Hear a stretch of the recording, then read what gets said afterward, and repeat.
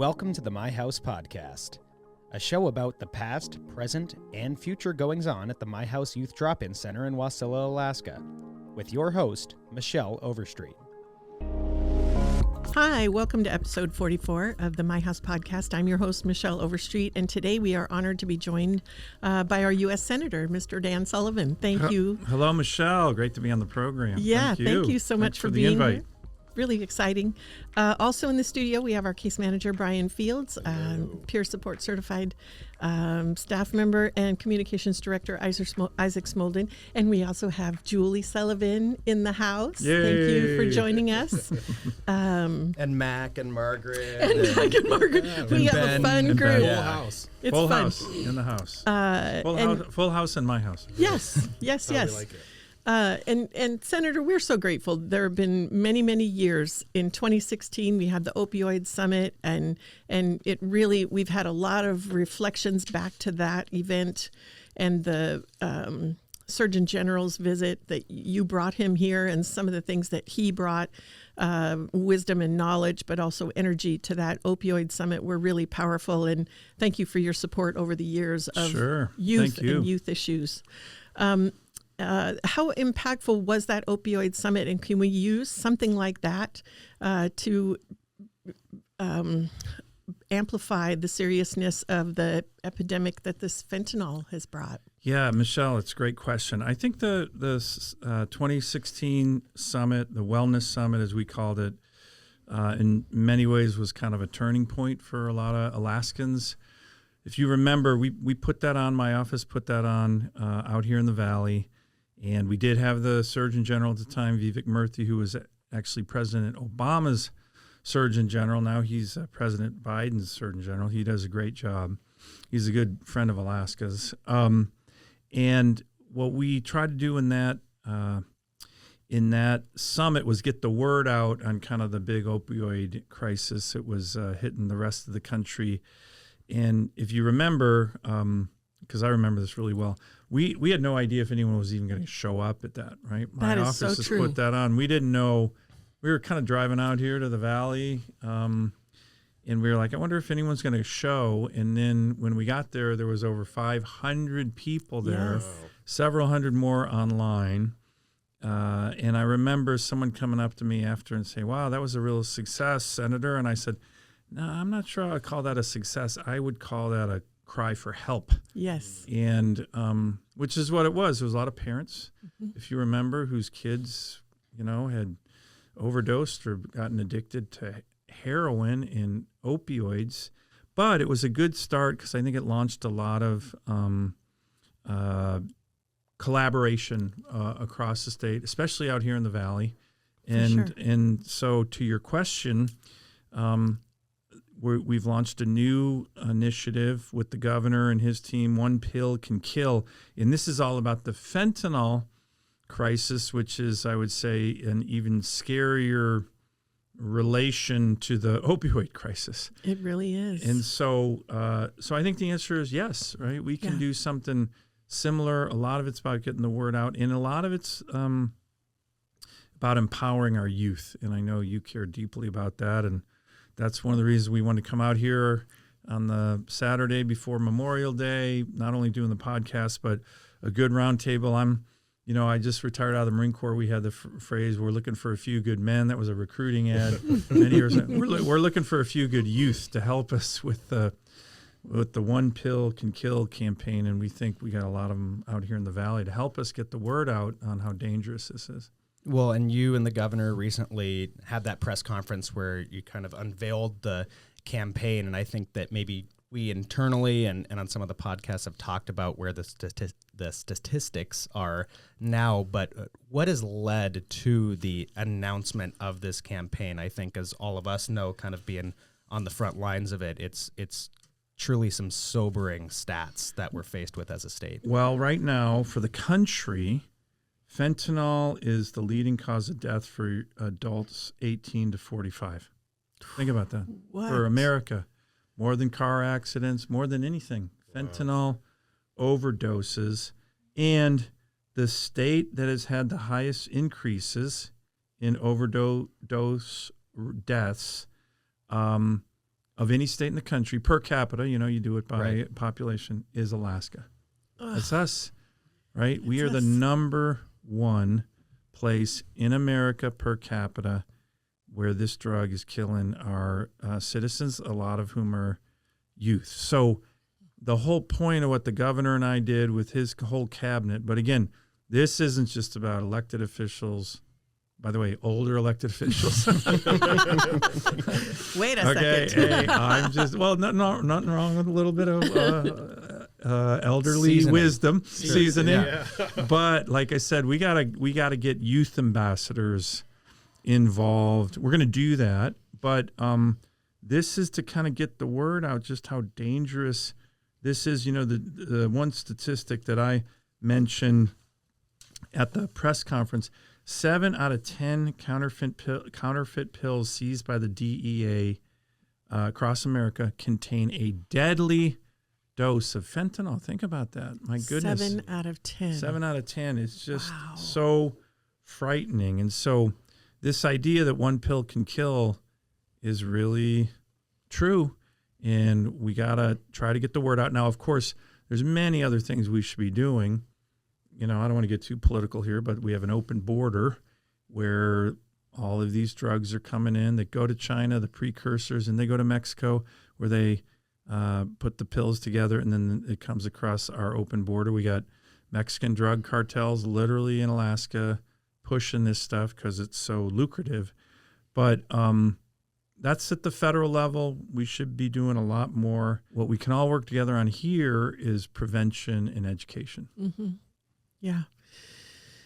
Yeah, we've been fortunate to visit your DC office and several times over the years, and we're aware. What are the things that Congress is doing on a national level to look at that? We know that in Alaska, I think the statistics in the last year was 1 person a day died from fentanyl. Yeah, like I said, from our state's perspective, this is the killer in terms of a dramatic increase. Mm-hmm. And of course, it's across the country. We did have legislation that we just passed. It's called I'm going to butcher the name. I was a co-sponsor of it. It was the Fentanyl Stop Act. And what this does, it goes after and enables us to sanction the makers of this in terms of the precursors, so primarily Chinese businesses, and then Mexican drug cartels that are putting this together and then bringing it across the border. So this was a bipartisan bill, much more power from the federal government to go after essentially the dealers and the makers of this drug. Ironically, again, I kind of don't want to get going too much on kind of geopolitics, but the Chinese made an agreement with the Trump administration that they were going to stop the shipment of fentanyl into Mexico that comes in the United States. And then they made an agreement with the Biden administration last fall. Again, Xi Jinping, the dictator of China. So twice now they've made agreements with President Trump and President Biden, and they don't abide by their agreements. So I don't think we can rely on China to stop it, because twice now their leader, Xi Jinping, the dictator in China, has agreed with a Republican president, President Trump, a Democrat president, President Biden. And China doesn't look like they have any intention of stopping this flood. And it's not an exaggeration to say we're under attack when it comes to this drug, and we need to educate our youth about it. Mm-hmm. Mm-hmm. Absolutely. And you've been a supporter of the Matsu recovery community for a long time. Oh yeah, and thank you for that, because I always say we can't recover alone, right? And so, what do you see us doing here in the Matsu that can help us combat this issue on a state level? Well, Brian, first, I am such a fan of the Matsu recovery community, and I look. I will tell you, we all have our own education journeys, and when I became the U.S. Senator, remember, I had been Attorney General, and I had, I was no bones about it, right? Criminals that are doing bad stuff to our citizens should be, locked up and put away for a long time, whether it's sexual assault, things like rape and drug dealers. But I will tell you, I had my own education where, and you guys really helped me on this as a senator. The summit really helped me. The idea that, addicted people should be punished too. That's not right. Addicted people need our help. They need our support. People going through recovery, in my experience, are some of the most courageous people I've ever met, because it takes courage, it takes strength, it takes community to continue on the path of recovery. So I've had a very big change in terms of the way I think about these issues, and I learned a lot from the Mat-Su recovery community. There's a lot of great recovery communities in our state, in Anchorage and Fairbanks. I would say the one, in my experience, that is the most kind of robust, comprehensive, kind of all-encompassing, with a really strong reputation, is the one right here in the Valley. And I've learned a lot from you guys. So thank you on that. The question is, my goodness, you guys can do a ton, right? And that's why I'm out here, actually. Good. We got this, we have our Alaska Fentanyl Awareness Campaign.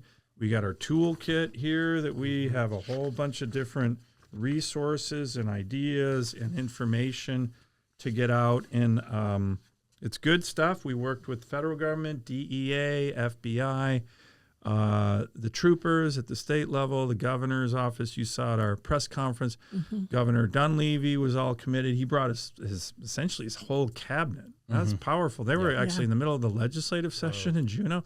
I don't know if they wanted to escape Juneau or it was the last week, so maybe they were just trying to get out of town. I don't know, but they all came, right? But in all seriousness, that was really powerful. So it's a great question. And I know we're going to have our roundtable here, but we need your help. We need your help. I think the most effective ambassadors and messengers on this is not the senator or the governor talking to the youth of Alaska. It's youth to youth. And it's probably youth who have been through their own addiction and recovery, and they can tell the story. And it's probably youth and people who have experienced losses, right? Whether parents or friends of yours who have died from a fentanyl overdose. Because here's the sad fact in Alaska. There's almost nobody in our state, young, old, native, non-native, black, white. There's almost nobody in our state who doesn't have some kind of connection to this tragedy. Oh my gosh. And true. So true.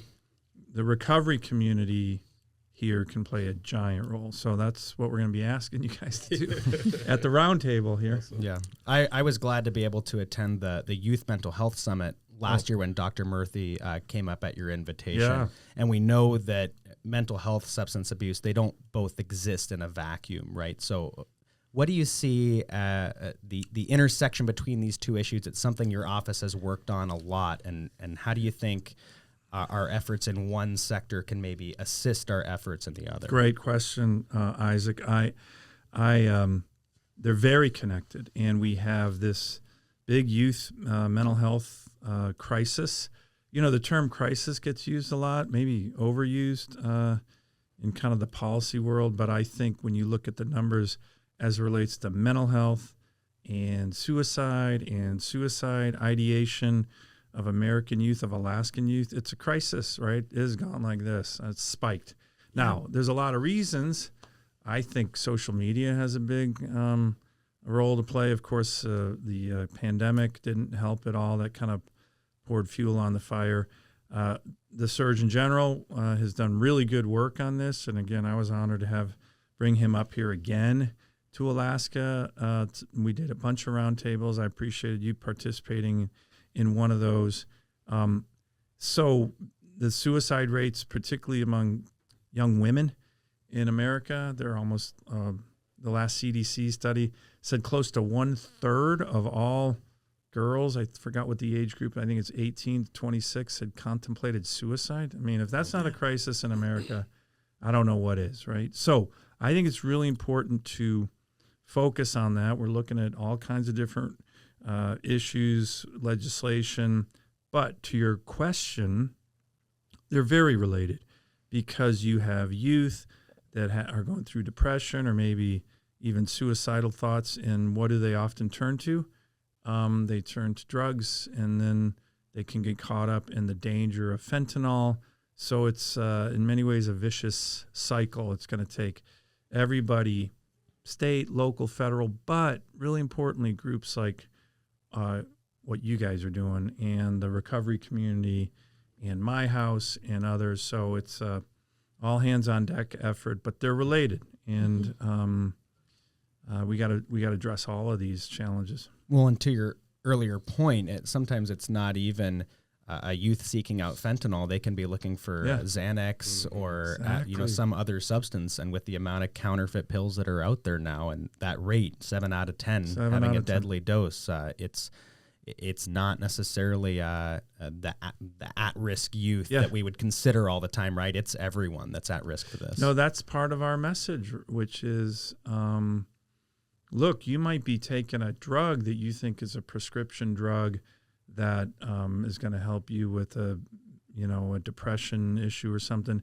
and that might have a deadly dose of fentanyl in it. Is these statistics bear out? 7 out of 10 pills, illegal pills, but counterfeit pills seized by the DEA did have that. That number is just a shocker. So, that's another part of this education campaign, is that we need to make sure that people, if they need those drugs, if they're using those drugs, that they get them from, an authorized pharmacy or prescription, not just assumed if someone told them, oh, this is safe, that can be deadly.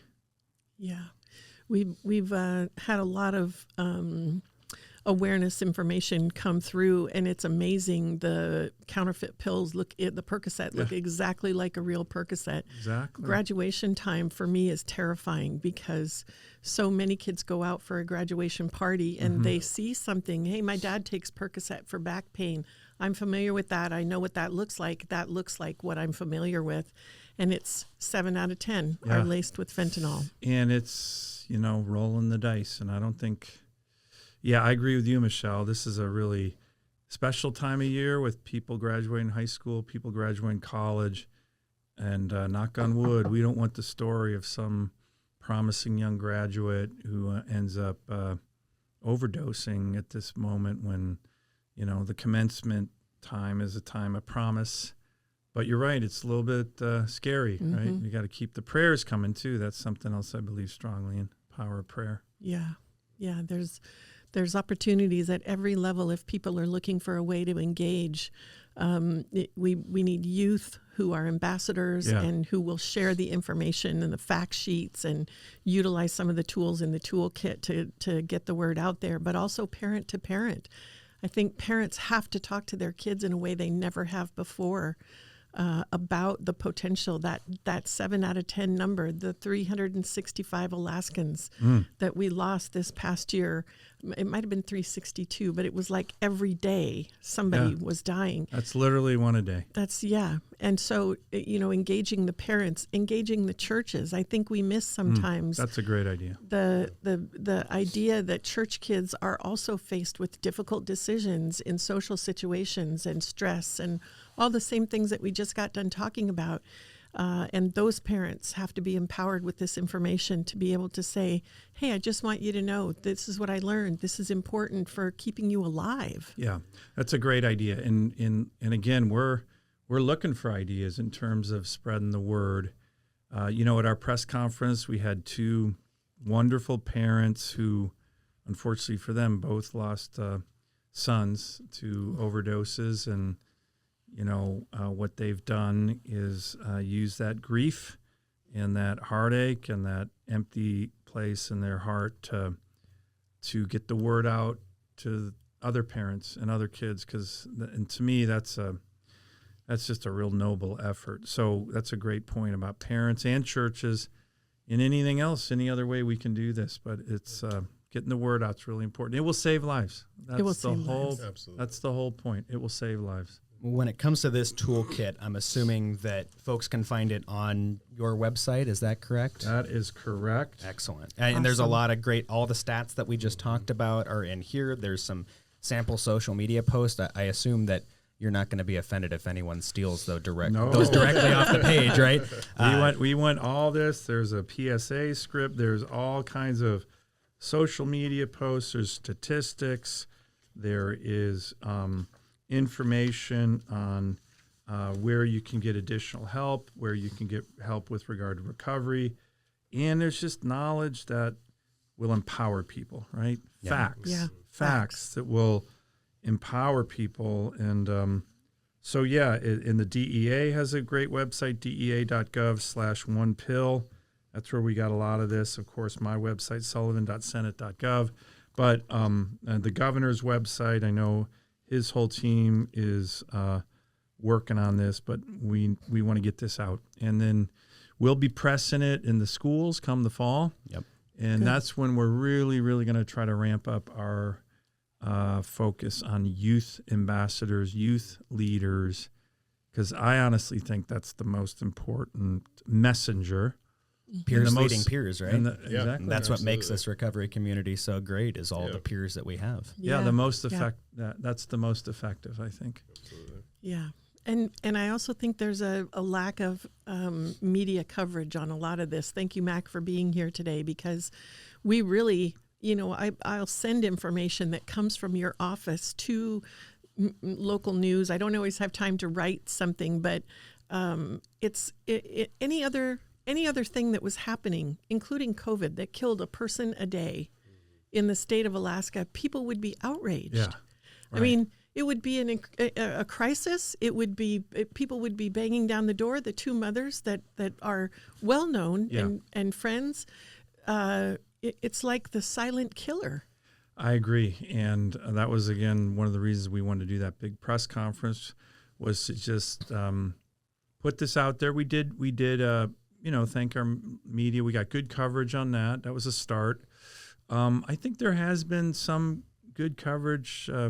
Interestingly, some lower 48 newspapers have been doing big exposés on what's going on in Alaska. Wow. I think it was USA Today, which was partnering with the Louisville Courier Journal out of Kentucky. They had a young, intrepid reporter come up here for several weeks, and she did a story on how the Sinaloa cartel from Mexico, one of the most ruthless drug cartels in the world, was in Alaska, right? In the villages, pushing this drug. So there has been some good reporting, but I think we need to keep pressing it. So podcasts like this are great. So thank you guys. This is really one important way to get the word out. Yeah, I think your message is timely and good advice. And I also think I have a quote on my wall from Mother Teresa that says, "Do not wait for others, do it alone, person to person." Yeah. And I really think that this is something that we have to just take person to person. And if each person tells 10 people, we can raise awareness significantly and make it a purposeful effort with recognized tools that we can change. We can turn the tide. We know from our peer support and our recovery community that we can turn the tide. Absolutely. And so we just have to do that. We have to turn it on. 100%. And again, to the earlier point, we know that this will save lives. Mm-hmm. We do. I don't know if there's anything more important that you can be doing in any realm if you're saving at-risk Alaskans from, accidental overdose. And all of these are accidental. The vast majority of these people don't even know, to our earlier discussion, they don't even know they're taking a pill that's laced with fentanyl that can kill them. Yeah. There was an ER doc that we received a donation from a doctor's group, and there was an ER doc there that I ran into later, and he said something interesting. He said, "We used to see a lot of kids that were connected to your program that when they came into the ER, we could see that they were addicts. They had needles, they had symptoms, wasting. You could tell that they were addicts." He said a lot of the kids that we're signing death certificates on now, they're clearly not hardcore addicts. Yeah. This is a whole different thing. And there's just, in my mind, there's just this connection to sanctioning the people who are providing that to our country and what the motives are and the people that we're losing to that. And we just can't keep tolerating that. We have to, as a society, we have to start saying this, we've got to save our children. Yeah. No, look, I mentioned where I've had a conversion with regard to people in recovery. They need our support, not our, backhand. But I have not had a conversion when it comes to my view of the dealers, right? Right. We need to pound them, throw away the key, and make examples of them because they know what they're doing and they know they're killing people. Yeah. And governor mentioned it. I don't know if it ended up passing in the legislature, but his agenda, they were looking at making dealers accomplice, accomplice and I to believe murder. it did I pass. think it That did. was The HB last day. 66. Yep. The last day it passed. Good. Yeah. I supported that. It's a good idea. Yeah. So what you're saying is share this podcast when it comes to getting the information out. Like, subscribe, Pass it ring on. the bell. All that good stuff. Very good. Well, that's all the time we have for today. I want to thank Senator Sullivan for Thank you, being here. Michelle. This is Does great. anyone have anything they want to wrap up with? I didn't ask that. I should have. That's all right. No, I would just say to people, our children are under attack. And if you look at the things that these dealers are doing with social media, and they have little, code emojis and pills that look like candy. Oh, they're targeting and all children. of these different type of things. And we have to stand up and speak out. And, it can be scary to do those type of things, but it's possible, right? I used to at one point be a heroin addict, and now I'm sitting here next to a senator doing a podcast, right? And that is, that's mind-blowing for me and for my family to see that. But we have to recover out loud so that our loved ones don't die in the dark. And that's just what it comes down to. So please speak up. Your story matters. And there's a whole community here ready to support you when you're ready to do that. Yeah. Well said, Brian. Thank you. I can't top that. Can you? Do you have anything to add, Senator? I think Brian nailed it. And that's the reason I'm here, to get strong experienced voices like his, Isaac's, and others to help in this really important campaign. Yeah, very nice. Thank you so much for joining us. Thank you, Brian and Isaac and everyone in the studio for being here. The My House podcast is recorded at the My House studio in Wasilla, Alaska. I'm Michelle Overstreet. Until next time.